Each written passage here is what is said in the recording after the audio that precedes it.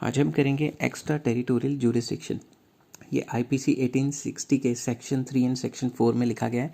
ये क्या है इसको डिटेल में बताएंगे, टिपिकल लैंग्वेज में भी और सिंपल हिंदी और इंग्लिश लैंग्वेज में। तो section 3 and 4 of the code provides extra territorial jurisdiction. Section 3 क्या कहता है? Any person liable by any Indian law to be tried for an offence committed beyond India shall be dealt with according to the provisions of this code for any act committed beyond India. India के बाहर कोई काम करता है in the same manner if such act has been committed within the India. अगर कोई भी इंसान इंडिया के बाहर जाता है और बाहर कोई ऐसा काम कर देता है जो इंडिया में पनिशेबल है, तो जब वो इंडिया में आएगा तो उस पर केस चलेगा, मतलब आईपीसी के अंडर उसको बुक किया जाएगा। सिंपल लैंग्वेज में मैंने लिखा हुआ है कि section 3 clearly provides that any act which constitute an offence या क्राइम करता है in India if it is done outside in India.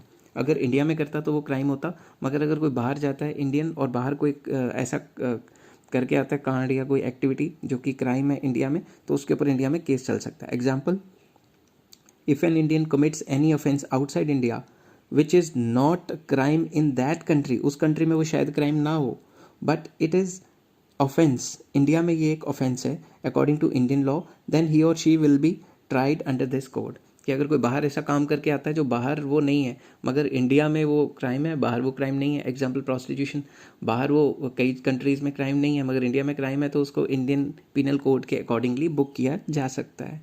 Example नहीं, section 4, the provision of this code apply also to any offence committed by, कौन कौन ये offence कर सकता है? Any citizen of India in any place without and beyond India, मतलब India के beyond कोई भी सिटीजन जाके कोई काम करता है, ठीक है। Any person on any ship और एयरक्राफ्ट रजिस्टर्ड इन इंडिया, अगर कोई शिप जा रही है, एयरक्राफ्ट जा रहा है, उसमें कोई काम करता है तो वो इंडियन उसी के अंदर हमारी जो हमारे नेशनल टेरिटरी है उसके अंदर आ गया ना।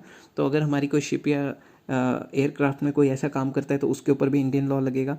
Any person in any place without and beyond India committing offense targeting a computer resource located in India, अगर कोई बंदा बाहर बैठा है और वो यहाँ के कंप्यूटर को हैक हुक करने की कोशिश कर रहा है तो उसके ऊपर भी वही लॉ लगेगा जो इंडिया में होता तो लगता।